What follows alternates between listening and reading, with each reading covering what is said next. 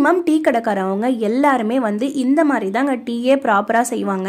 அது இல்லாமல் வந்து நான் இன்னைக்கு தாஜ் டீ தான் எடுத்திருக்கேன். இதை வந்து நல்லா இந்த மாதிரி கையில் நல்லா தேய்ச்சி விட்டுறணும். இந்த மாதிரி தேய்ச்சி விட்டோம் அப்படின்னா நல்ல கலர் சீக்கிரமாக இறங்கிருங்க, நல்லாவும் டேஸ்டியாகவும் இருக்கும். டீ வந்து நல்லா நுணுங்குச்சு, அந்த டீ தூள் வந்து நல்லா நுணுங்குச்சுனா தான் வந்து நமக்கு பர்ஃபெக்டான சூப்பரான நிறம் திடம் எல்லாமே கிடைக்கும். இந்த மாதிரி நான் கையில் எல்லாத்தையுமே முடிஞ்ச அளவுக்கு நல்லா தேய்ச்சி விட்டுறேன். டீ கடைக்காரவங்க மேக்ஸிமம் வந்து டீ நல்லா டேஸ்ட்டாக சூப்பராக போடுறாங்கன்னா இதில் முக்கியமான ஒரு இன்க்ரீடியன்ஸை கலப்பாங்க. அது என்னன்னு சொல்லி நான் கடைசியாகவும் சொல்கிறேங்க. இந்த மாதிரி நல்லா தேய்ச்சி விட்டதுக்கப்புறம் இந்த மாதிரி ரொட்டி கட்டையை வச்சு நல்லா இந்த மாதிரி நுணுக்கி விடுங்க. நீங்கள் எவ்வளோ 1/4 கிலோ டீ தூள் வாங்கினாலும் சரி, 100 கிராம் வாங்கினாலும் சரி, இந்த மாதிரி நுணுக்கணும் அப்படின்னா இன்னுமே நல்லா பொடியாக நுணுங்கிரும். இதனால் நமக்கு நல்ல கலர் போட்ட உடனே சாயம் இறங்கிருங்க.